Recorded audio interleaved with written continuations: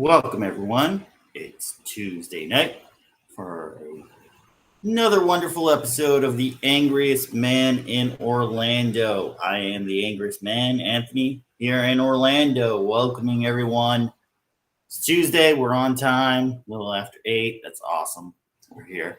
We're going to do a couple topics tonight. Very timely stuff that we got to go over on what we want to be angry about in life today. So I'm happy to start breaking that down. Give it about 30 more seconds just to kind of let everybody who gets the normal notifications to jump on in. If you're not getting a notification about this show, make sure you're following on Rumble. Make sure you're subscribed on YouTube. That way you can get a notification of when the show starts, when to jump in, when to chat, when to just climb on board and see what happens. So we're about a minute into the show, so we're going to start going with the first topic for tonight. Tonight is April 2nd. So if you're watching live, you have just about under 4 hours to vote for the new Disney board. If you have any amount of shares before February 1st, I believe is the date. So if you haven't voted already, make sure you go and vote. Vote Peltz, vote Jay Rizzullo. Get out those other clowns. The board is being voted for, as it is annually. There will be a shareholder meeting tomorrow to go over the vote, who got voted onto the board, who got voted off the board, or if the board stays the same. So let's start breaking this down, and we're going to get an article here from Variety. I know it's a source that you always got to listen to the other side. You always got to check what the other side is saying so that you'll know what's going on. So I've got this article from Variety here. We're going to pull it up. Disney board candidates pull ahead of activist investor Nelson Peltz with more than half the votes cast. So like I said, they're saying more than 50% of the votes are already cast. So if you haven't voted yet, you still have time till midnight tonight, April 2nd. You have the ability to vote for the board members you want on the Disney board.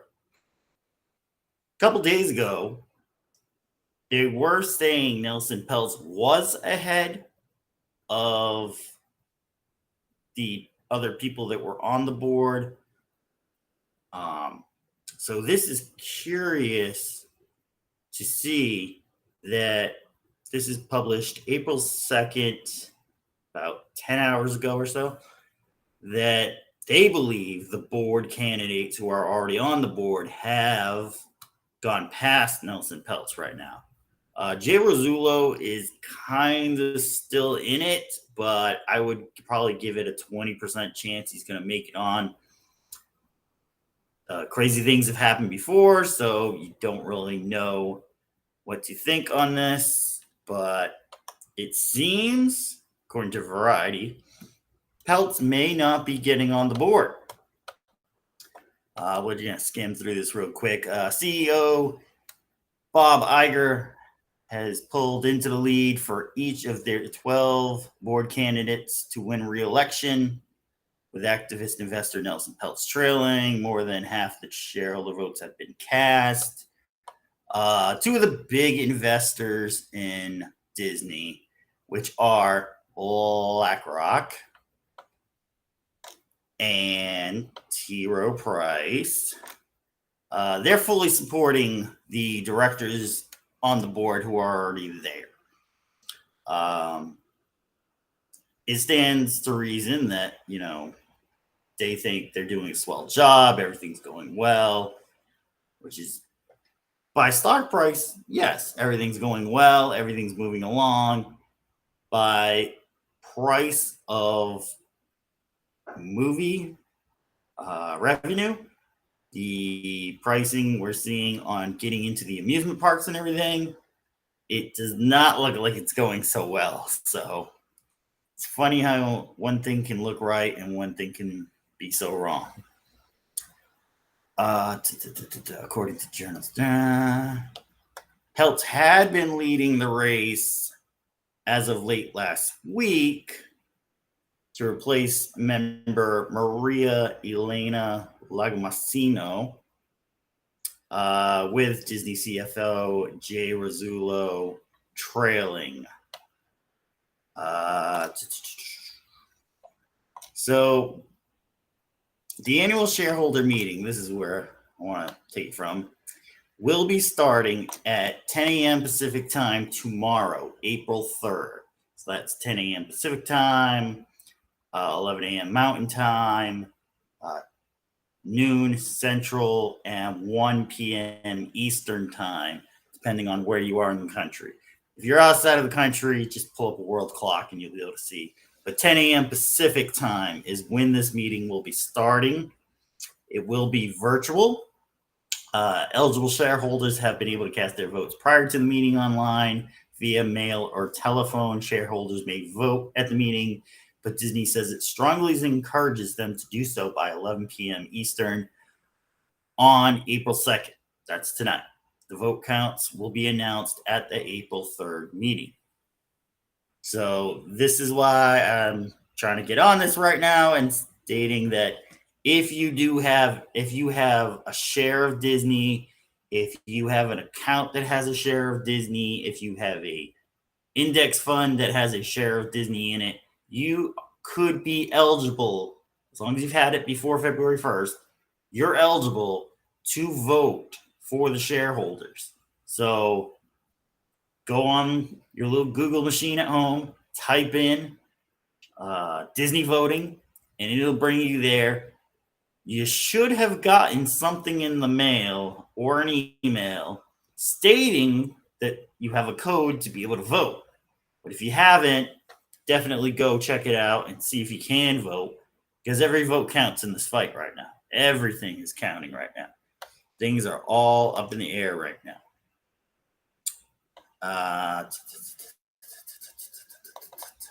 If you don't know who Nelson Peltz was, Nelson Peltz is an activist investor who has won seats on boards of other companies, including H.J. Heinz, Procter & Gamble, and has argued that Disney shares have underperformed its peers and the broader market over the last several years.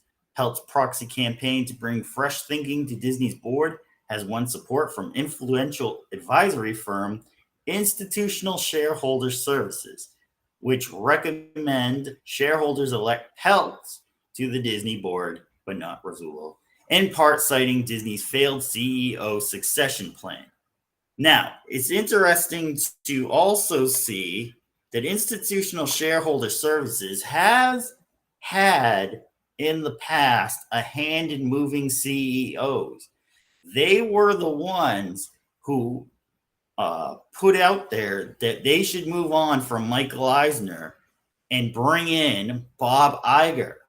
So it's very telling when Institutional Shareholder Services is now recommending to bring in Peltz onto the board, possibly being the successor to Bob Iger.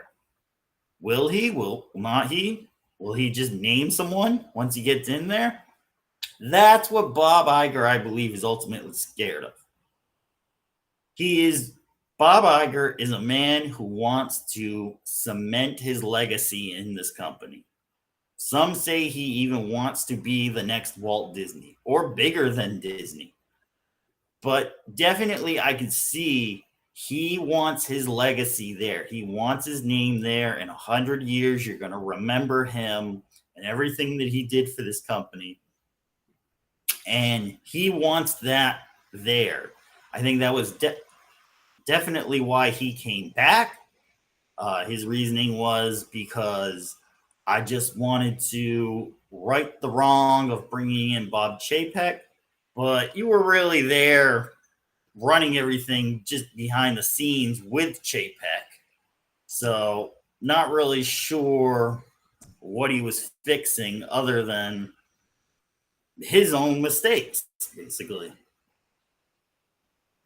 So, but in recent weeks, Iger has been bringing out some big names to try to help him keep his position as CEO and keep his board of several other CEOs of other companies to stay on together and keep everything with as status quo, basically.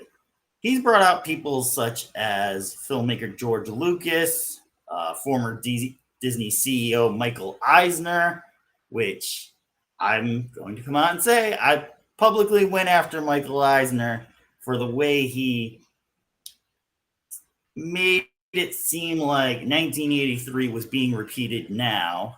And I corrected him and told him it looked more like 2023 was 1983 with the way everything was going. So go check out his Twitter account if you want to see that lovely exchange.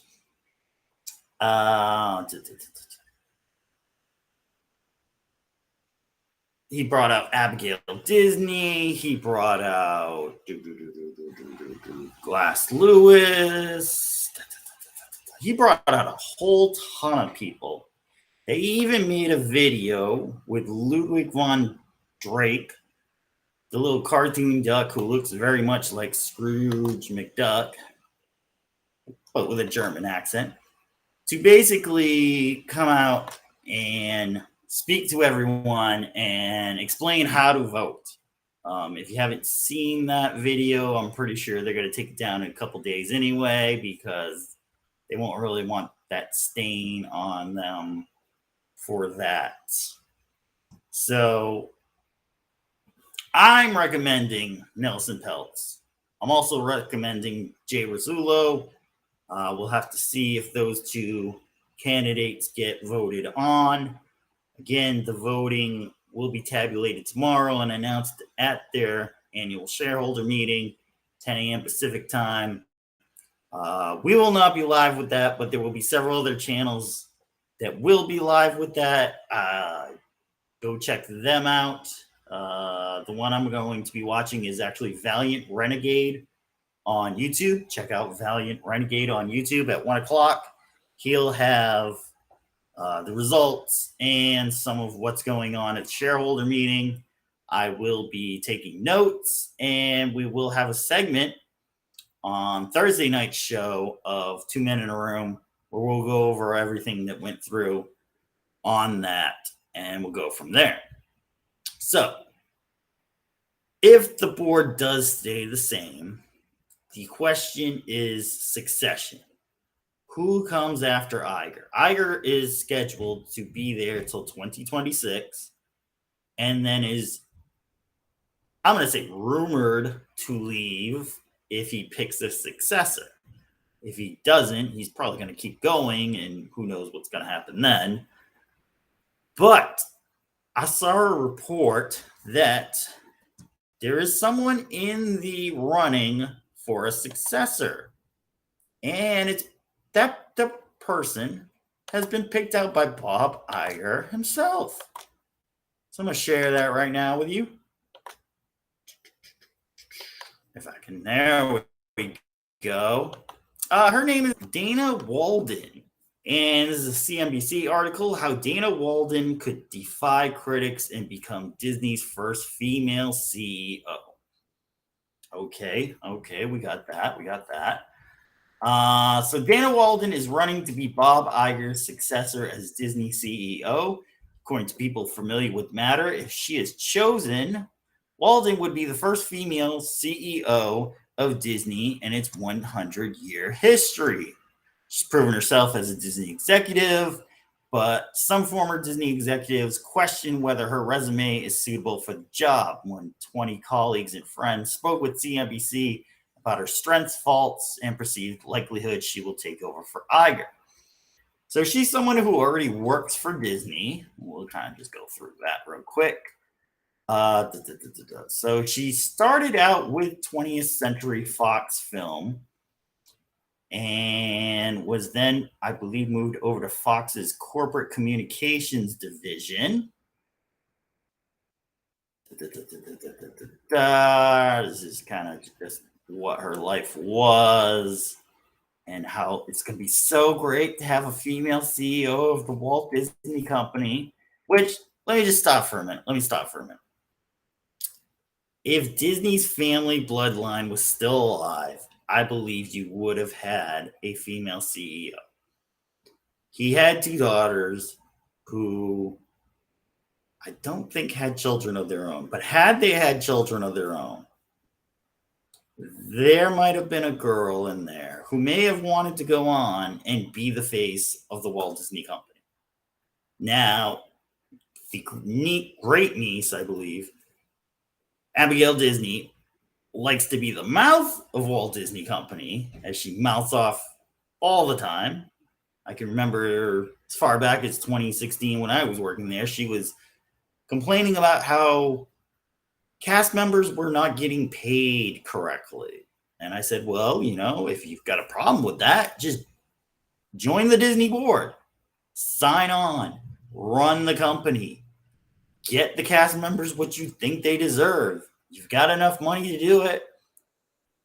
To this day, she has not been associated as working for the Walt Disney Company.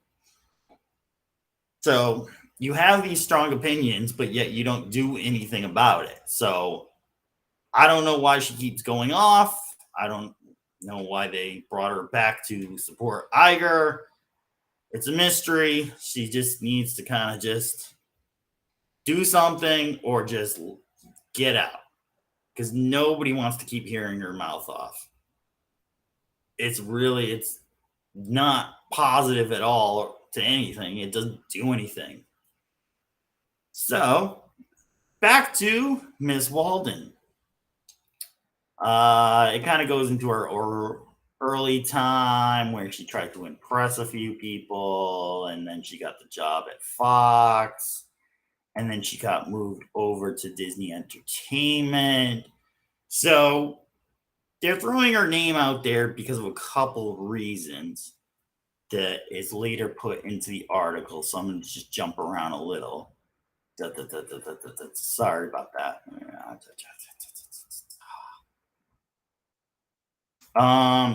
She's basically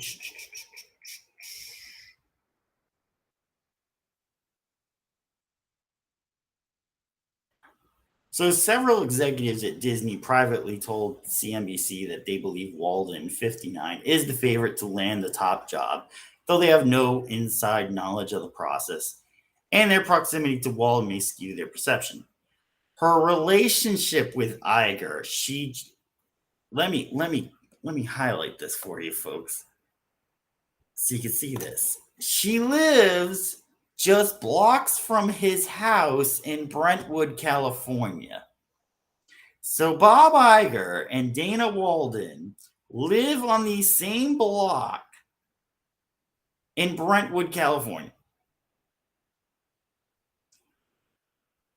Isn't that weird? Isn't that like, I wonder if they meet for cookouts on weekends and talk about work and say, hey, what's going on and how are things and blah.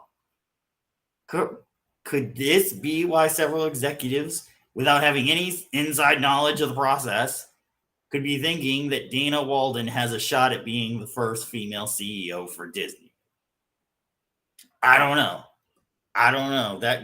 That might be it. But there are some other prime candidates who are also in the running.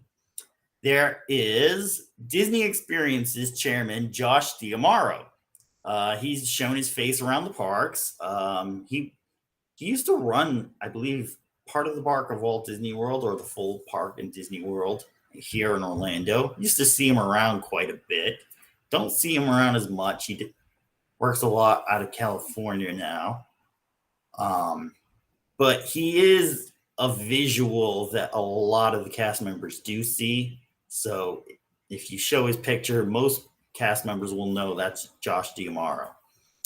ESPN chairman Jimmy Pitaro and Alan Bergman, who is entertainment co-chair with Walden, could be named the next CEO of Disney. So there's not really anybody from the outside looking in. It's basically who, these are my own words, who kisses Bob's ass the most can get the position. It certainly seems that Walden, being so close to him, could be the one to do it. Walden did decline to comment for this story. More than 20 colleagues and friends spoke with CNBC about her strengths, faults, and perceived likelihood she will take over for Iger. It's curious that they throw this name out within a couple days of voting. It's really kind of like, where did she pop up out of? So you had to kind of read. She's been in the media's side of everything, producing hits. She did. I'm trying to see if I can see where the show she did. I know she had a few hits with stuff. I saw a list of what she had done. Not saying she's not a great media person. She can pick a show. She can work great with talent. There were other great aspects about her, being able to maneuver a network to make money. Now, maybe she'd be great at running ESPN right now, because ESPN seems to be like drowning in the toilet and about to be flushed. They were actually trying to sell parts of it or sell a subscription to it to other companies. So it seemed like that would definitely be a department she could run and be able to bring good programming to. And really, the only thing you have to do with ESPN is just bring back sports to ESPN. Stop bringing the opinion pieces and the over-exaggerated names to ESPN and just bring back sports. What are the scores? What are the stories behind what was going on in the action? You could do interviews again with sports stars. I've very rarely see a full-on interview with a sports star on ESPN. Bring back the 30 for 30 series. Find great directors, have them sign up for one or two, and do some exciting exposés. Back in the mid-teens, they were great. There's some great ones. 4 Days in October that does the Red Sox run to their championship in 2004. There's the Four Falls of Buffalo that goes over the Buffalo Bills getting to the Super Bowl 4 times, losing each one, but it was a hell of an accomplishment that to get to 4 straight Super Bowls that no one really actually thought about to think like that. So putting out great movies, putting out great series, doing actual interviews with sports entities, and doing even like a spring training watch along, doing like a combine review, stuff like that. Getting back to sports is how ESPN could become a sports programming network again. So Dana could be doing really well with that. There are some people who don't think she'd do it. There are people in certain positions that rise to a level of management who figure out what P&L, profit and loss statement is, what a balance sheet is, what quarterly earnings are. One of the people who asked to remain anonymous to speak candidly about Dana, Dana doesn't really bother with any of that, is what they said. So she's not really looking at the numbers. She's looking more at what she feels, what she thinks is going to be a good idea, what she thinks will be a good move. So that's a little troubling when you're running a business, as I happen to just run a business also. You want to be able to see what sells. If things are not selling, sometimes you got to make some quick moves. Sometimes you got to make strategic moves, get different things in, move some stuff around. And if you just sort of sit there and you're kind of like, well, it feels like it's going to get there, you could be run over and you could be losing a lot of money and having a lot of stress. And that's not a good thing. When you can look at, what your profit is, what your loss is, be able to adjust for that, get yourself out of that. What's your balance sheet? What do you own? What do you have? What are you spending for it? What are the quarterly earnings on stuff?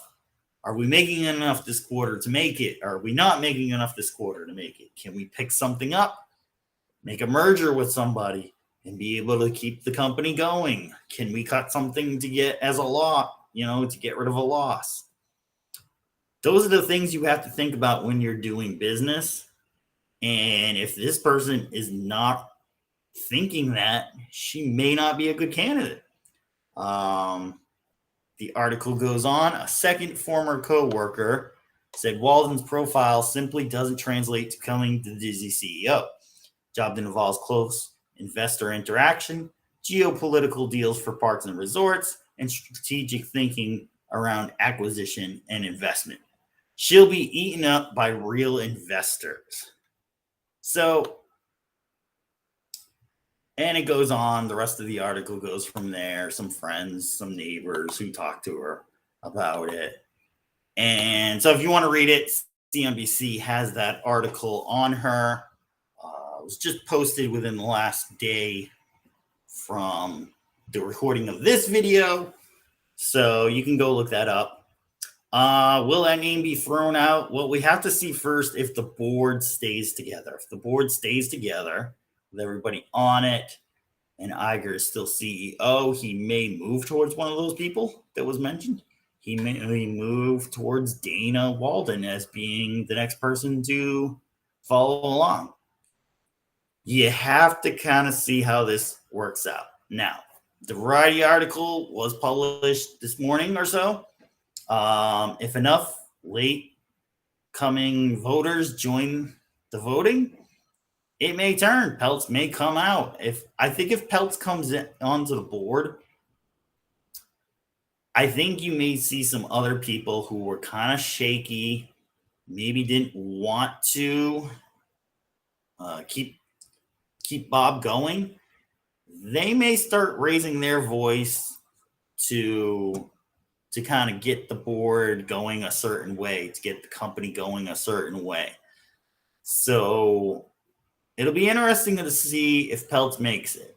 If Peltz makes it, I think you see some movement with the company. If Peltz doesn't make it and it's Iger and it's everybody who's still on there, I think then you see the train keeps going down the tracks. Nothing really changes. Now there'll be statements, hey, we're going to change a few things. Things are going to look a little different. But there really won't be much for changes. It'll really be kind of, the same old. This is what they do. And something that came out, let me see if I can get at least an image of it, if not a video. Oh, apparently I cannot. No, I did. Oh, I cannot. Okay, so I'll describe it for you because, if you want to see it, go see it. If you don't really have to. There's a new show called Forces of Nature, I believe is what it's called at Epcot. And it's the equivalent of about 5 ladies swinging on a merry-go-round, I guess you could call it. I don't even know what you'd call it. It's been described as a strip show with clothes on. It's been described as pole dancing live. It's been described as get a couple beers while you're drinking around the world and go watch the ladies. It's in my view something you're throwing out to see if it sticks, basically. It's not what the Disney brand is about. The Disney brand was about building big shows. If you've ever been to Festival of the Lion King at Animal Kingdom, that was a far greater show. Those were acrobats performing at a high level, moving through choreography very well. Everything was, a setting was an attraction, was an event. Each piece of the show is individual and then it's all put together. It was really something to look at and watch. This is sort of just, it's the best I think they got right now, which kind of goes into imagination is lost in Hollywood. There's just no imagination left anymore. You see it in the presentation of stuff. You see it in movies. You see it in the entertainment that they put out. There's just nobody who's really writing anymore. There's people who are just trying to put out the message into their writing, and it's coming out just incredibly garbage, basically. It's absolute garbage, is what it is. And if you think back to where you had movies with classic lines, like somebody brought this up to me this week, Casablanca, classic lines. Here's looking at you, kid. You know, movies had lines that you would remember, events that you would remember. And there's not any of that anymore, or at least hasn't been for a while. And it's not an event anymore to go to the movie theater and to go see a movie. It's just sort of something we might want to do. We're living kind of in the age of meh for entertainment right now. It really sucks. You really wish you had something decent to go see to get yourself out of whatever you're doing. And this is what they got right now. It's not really that great. I don't even want to bring up box office numbers right now. They're just abysmal. Nothing really took off the way people thought it might. So it's kind of just, well, I don't know. Okay, we got a comment here. Mary Jade. Let me see. I thought Disney was against exploiting women. I don't know anymore.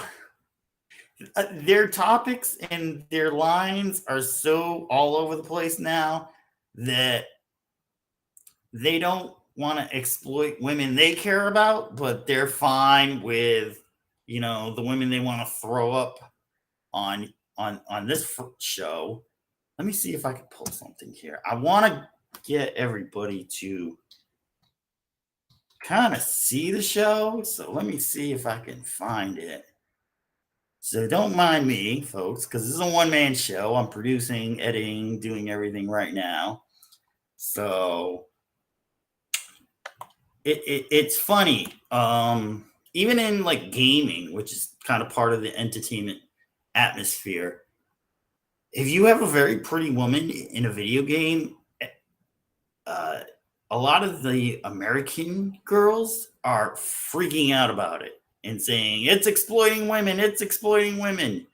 But if you have your regular run-of-the-mill chicks in these video games, they're totally cool with it, totally fine with it. It's really a strange time. And I'm not sure they even know what they want anymore. I'm really not sure what they want anymore. The message, as it's said to be, just has gotten so screwed up, and it's sort of been like, you ever throw something into a grinder and then try to grind that and then try to grind that even more? That it just absolutely looks terrible. Terrible. Okay. I got a picture. So we're going to try something here. Let's see if I can bring this up. This is from mickeyblog.com on X, or Twitter, as we say. This is the actual photo from the show. Let's see if I can bring this up a little more in depth. There we go. Yeah, the show features Mother Nature and her elements. So, I don't know. I thought Disney was against exploiting women, but here we go, exploiting some women. At least I think they're all women. I'm almost positive they're all women. So these are very nice ladies. They're local to Orlando. They are gymnasts, possibly full on acrobats. They do a very good show. I'm trying to see if I can get the other part of the show. There we go. There's the actual show in itself. It's basically a ring that just spins around and they hang from it. They dangle from it. They do different acrobats from it. Nothing against them. They're very nice ladies. I'm sure they're wonderful in real life. When you meet them, Mary Jade says, it's not nice to fool Mother Nature. Well, I hope I'm not being fooled and that they are all women. I'm hoping so. I'm hoping so on this one. But they seem very nice. They're trying their best to entertain the groups of people that walk by. There are some people who said, hey, this is, live presentations at Epcot. That's how it's always been. That's not how it's always been. There have been live presentations at Epcot. The one I remember is the chef and the maitre d'.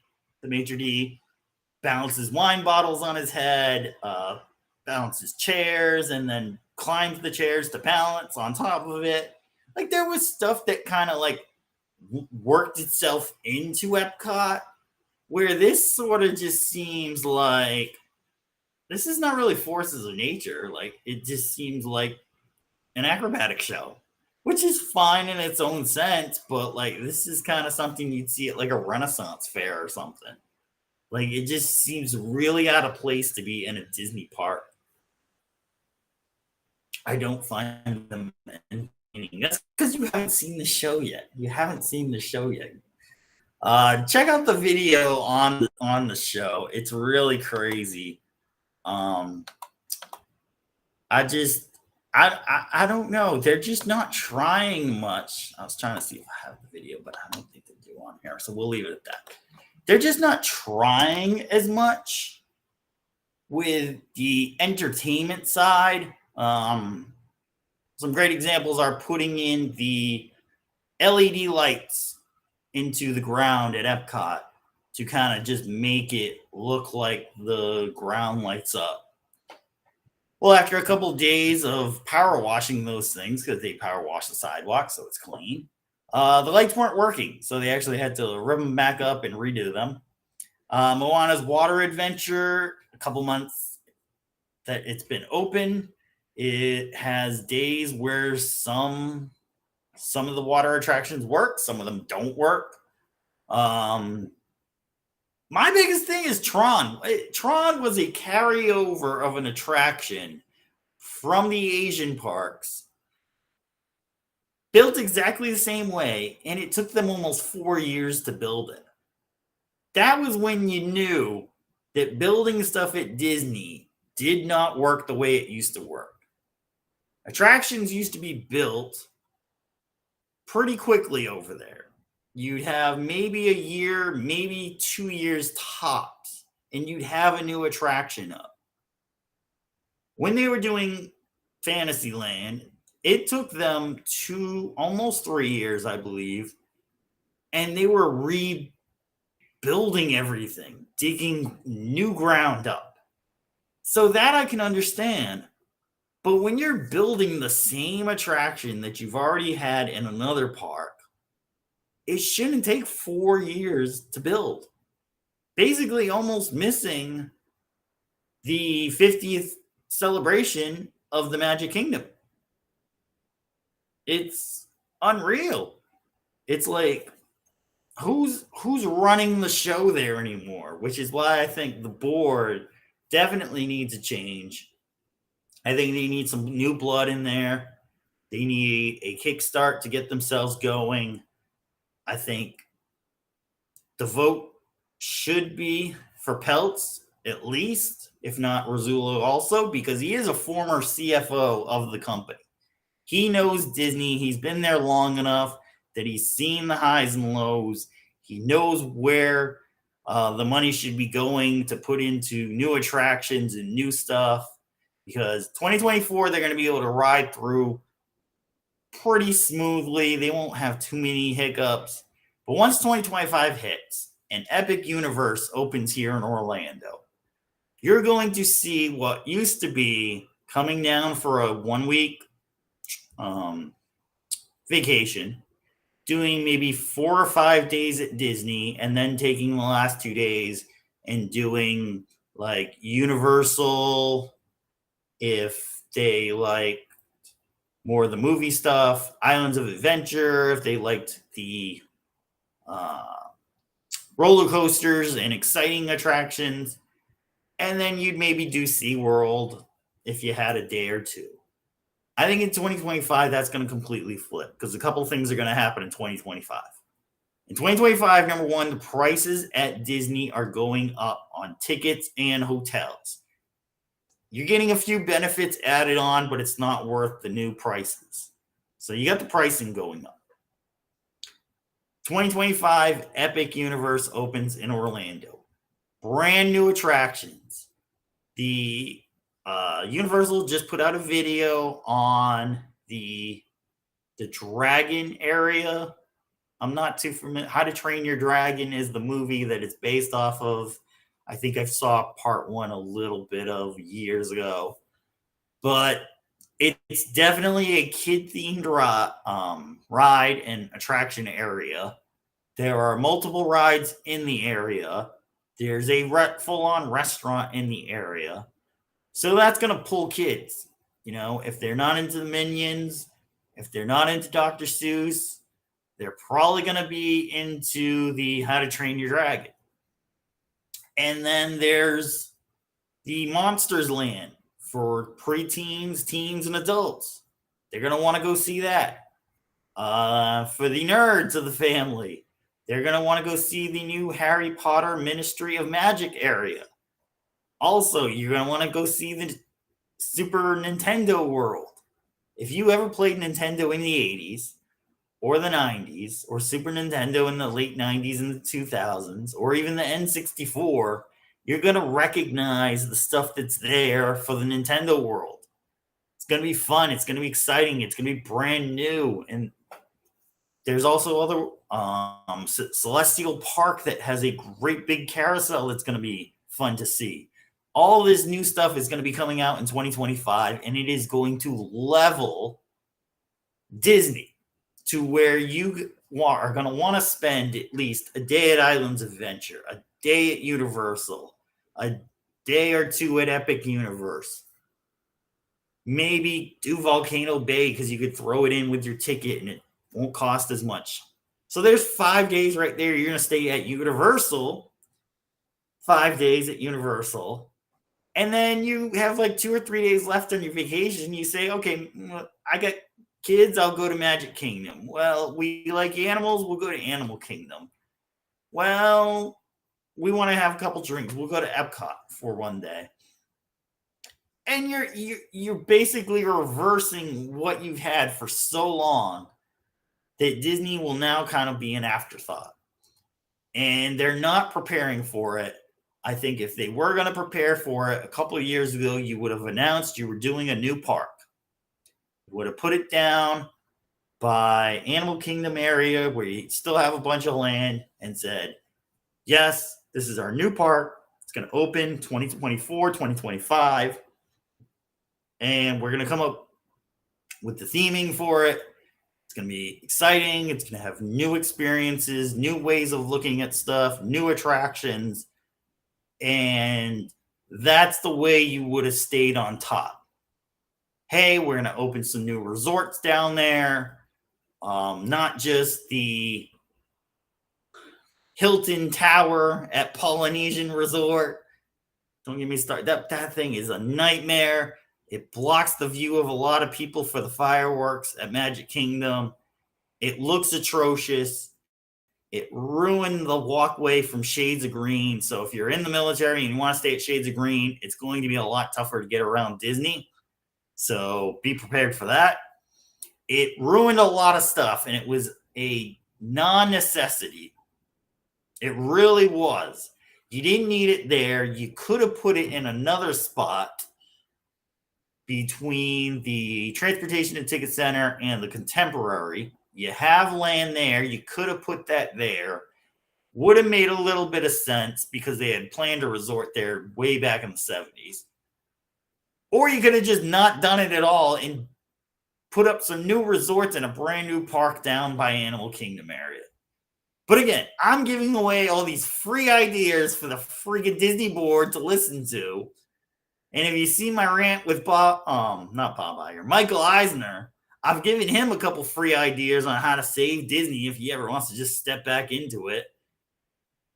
It's not hard, people. It's not hard. What you're doing right now is not working. So how do you fix it? Do the exact opposite of what you're supposed to be doing. Okay? You think you're supposed to be doing all this new girl power and Star Wars that isn't really Star Wars and who knows what it is and all this other stuff, Marvel that's not even going anywhere. Just stop doing that and do the opposite. If this is not working, the opposite should work. So these are the ideas that would bring Disney back. Make it a family brand again. If you want to do, I've said it before, if you want to do these other interesting topics and ideas, roll it out on a different studio. Try it as a different venture. Bring back Buena Vista Pictures. Run it through that. See if there's any traction. If there's not, then guess what? It's not working. It's not working. People don't want it. It's not hard to save this company. And I know some people are like, well, just let it burn. I think if you let it burn, it's a little fabric of America that dies with it. And that's why I don't want it to burn. I don't want it to just say, oh, well, let's just sell the parks to somebody else and sell the studios to Amazon or Apple or whatever and just let Disney die. It'll be fine. I don't think it will. I think Disney is a thread in the pop culture of America. If you go to Japan and you say Donald Duck or Mickey Mouse, they know what that is. They know it's American culture. They know that it's symbol of something. So I think you have to save this company. You have to get it moving in the right direction. It's losing more money than it knows what it's doing. And it doesn't have to be. It really doesn't have to be. There's ways to save the company. There's ways to change it around. You just got to stand up and do it. And stand up and say, hey, this is what we're doing now. If you don't like it, we have a division over here that you can do what you want to do in it. We think this is going to turn things around, that we think this is what the people want. All right. I've been ranting for Disney almost an hour. This show is going a little long here. So we're going to wrap things up. Again, if you have a share of Disney or had a share of Disney before February 1st, go ahead and vote on the Disney voting. You have till midnight tonight, April 2nd. We will see those results tomorrow, April 3rd. The meeting will start at 10 a.m. Pacific time, 1 p.m. Eastern time. There will be several channels that will be covering the vote and what happens and any other announcements that Disney has. We'll go over it once we see it and once we know, and we'll go from there. So the other topic I was going to bring up is how close are we to a recession? This is going to be pretty easy and pretty simple. Our neighbor to the north, the Canadians, have just announced that their country is in a recession. Their real estate crisis is a full-blown crisis now. Their real estate system works a little differently. They don't have a 30-year mortgage up there. They basically have, I believe it's like 2 or 3 year mortgages.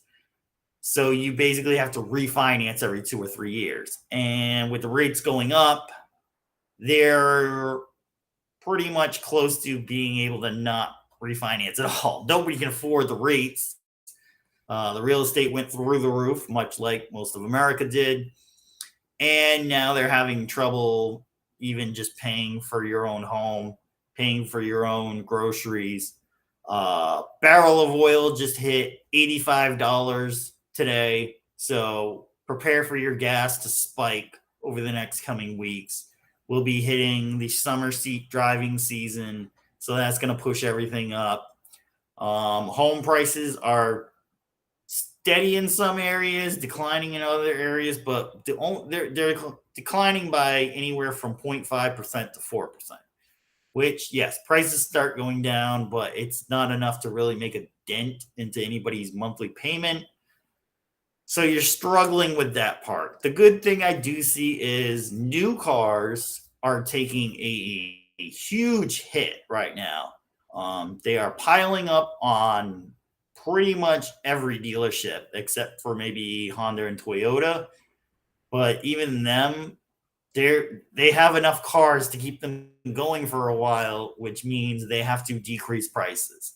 So if you're in the vicinity and you want to look at a brand new car, go look at it. Go try it out. Go take it for a test spin. If they give you a price, walk away. Believe me, they're not selling that car anytime soon. Walk away, think about it, offer maybe 10,000 less than what they're offering, or 5,000 if it's under 20,000, and see what they say. You may get a crazy good deal on a vehicle. Used vehicles are still staying high because of tax time and everybody uses their tax money to buy used vehicles. But new vehicles, there are some good deals out there if you look around, and be sure to walk away from the deal the first time. Don't worry, that car's going to be there, or they'll find you one that's pretty much exactly the same vehicle. So walk away, offer them a lot less, and if you like it, you can afford it. Go ahead. I think you can grab it. That part of the market right now is being hit really hard. There's a lot of layoffs at manufacturers. There's a lot of layoffs even with the mid-level people, the people who design the stereo systems and navigation systems and all the systems for cars. They're getting laid off now. Like middle of the road management people and every business, they have to keep on the lookout right now because layoffs have been coming for those people, the white collar workers, and they're coming hard. So work as hard as you can and just be very careful with what you're doing. But if you can afford stuff, go ahead, make a purchase. If you need that new car, get that new car. Because I'm personally looking for a new pickup truck for the business. And what I've been finding is even like 3-year-old vehicles, you can get the same type of vehicle for about the same price brand new. It's that bad right now. So it doesn't hurt to look around if you're looking for that. Everything else is screwed up, like a freaking mess. Interest rates are not going to drop anytime soon. Again, I said last year, the earliest you would see it drop was September. I'm still going to stay with that prediction. I think you're seeing inflation come down. They said it was at 2.8 last month. I think it was maybe closer to 3, but it is coming down a little, but prices are still increasing. It doesn't matter whether it increased 9% last year or 2% this year, it's still increased. So the same amount of money you're making from 6 months ago, you're still paying more for products you're trying to buy. So it doesn't make any sense when they're like, oh, well, we still want inflation, but just not as much inflation. It's like, well, wait a minute. Doesn't that mean I'm still paying a higher price for all my stuff? It doesn't make sense. It's absolutely crazy. And there's an old saying somebody threw up in the comments: if you still have a job, it's a recession. If you don't have a job, it's a depression. Now, I'm hoping we don't get to depression level stuff, because if we get to depression level stuff, it's going to be madness out there. You're going to see some craziness going on. I think we'll hit recession level stuff, but I don't think it will be super bad because you have a lot of people who are still in a home at 2 or 3% of your mortgage rate. So your mortgage didn't go up. Your property taxes may have gone up a little. Your homeowner's insurance may have gone up a little. So as long as you didn't buy a home that was like way out of your price range, you can absorb some of the increases in insurance and taxes.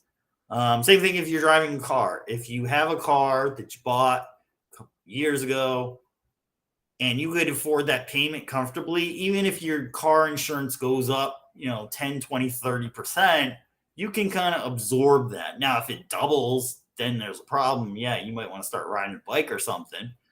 But if it goes up a little bit, you can kind of absorb it and still keep riding in the car that you have.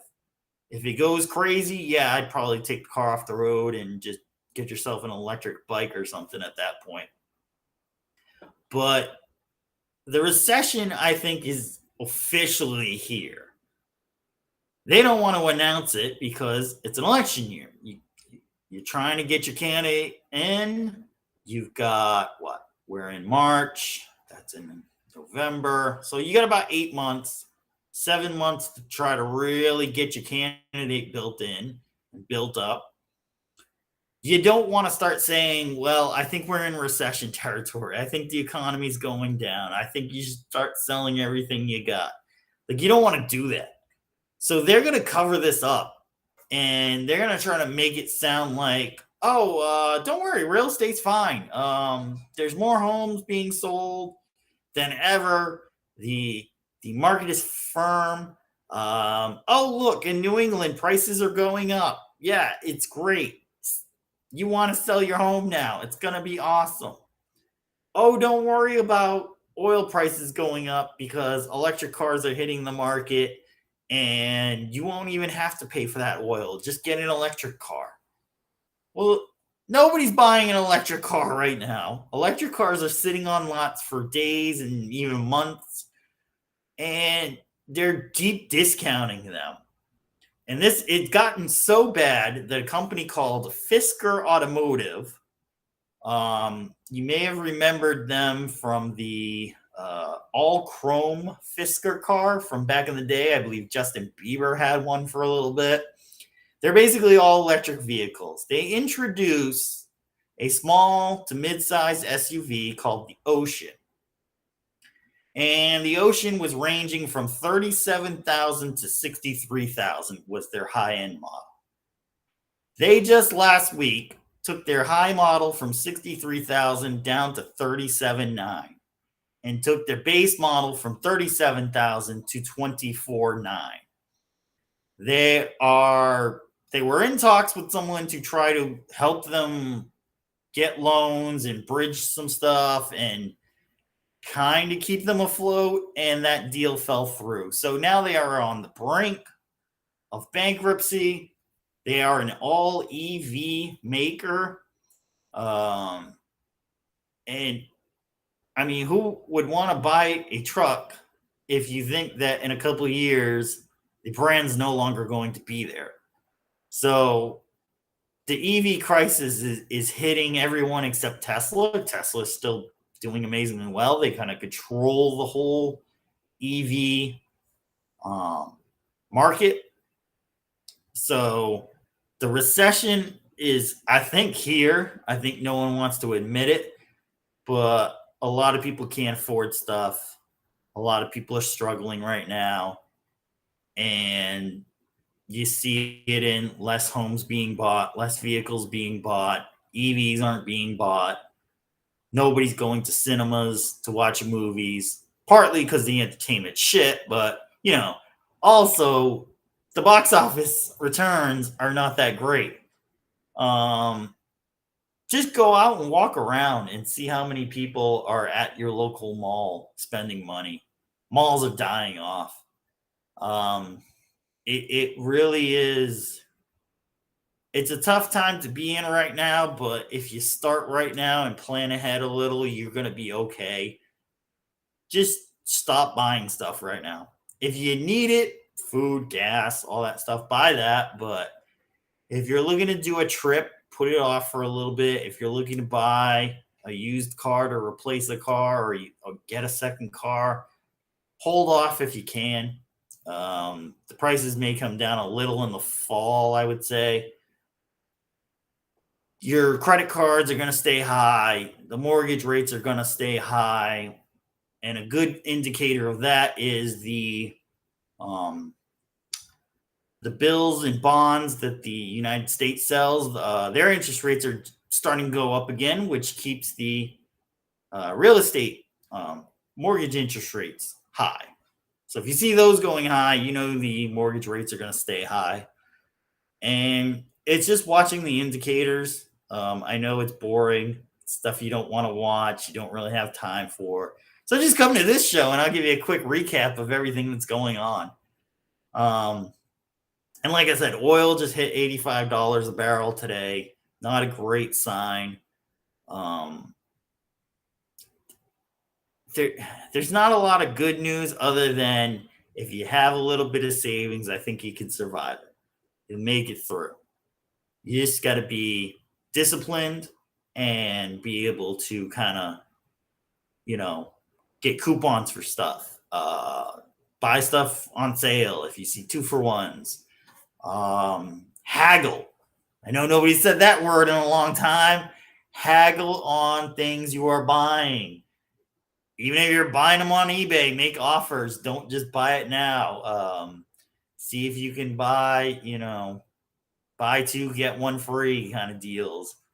Check those type of things, and I think you'll be okay. I was actually talking with another small business owner this weekend who said, you're almost at the point where you have to have two jobs just to make it. And I told him, yeah, I do quite a few actually. So, that's the only way we're really surviving right now and keeping things going. Otherwise, it's abysmal out here. But it's not enough for a sad face, but it's enough for an angry face. And that's why I'm angry about this stuff. We didn't have to have it this way. And there's certainly things you can do to change it. There's certainly things you can change to move around, to get to places where you want to be and things to be really good. And hopefully one day, I can actually shut this show off because I'm actually happy because things are going well again and things are in a good place. And there's no bad news to actually tell people about. And I don't have to be the angriest man in the world. So let's put out hope for that. One day, this show doesn't even have to exist. So on that note, I'm going to wrap up. I hope everyone had a great time listening to this. We got a few people still on. Thank you for being on. Feel free to share this with everyone. I'm not going to copyright it or anything. Share it with your friends. Tell your friends to give it a listen. Again, if you can vote, go vote for Disney or just listen on tomorrow and see what happens with all that excitement. Be prepared. Prices may go up a little. Save a couple pennies. Stay home and listen to this show. There you go. And the hope is one day we can all be happy and I don't have to do this show anymore, but we'll see. So good night, everyone. Have a great week. Check out Thursday, 2 Men in a Room. Just type in the number 2 Men in a Room on Rumble or YouTube. We're going to have a great show. We'll go over some of the Disney stuff. We have a great special guest host joining us who's going to talk some Star Wars, I hear. So we'll see you on Thursday. And then next Tuesday, we do the Angriest Man show again. We tell you what to be angry about and what you want to be angry about. So we'll see you on the other platform. If not, we'll see you Tuesday. Have a great night, everyone.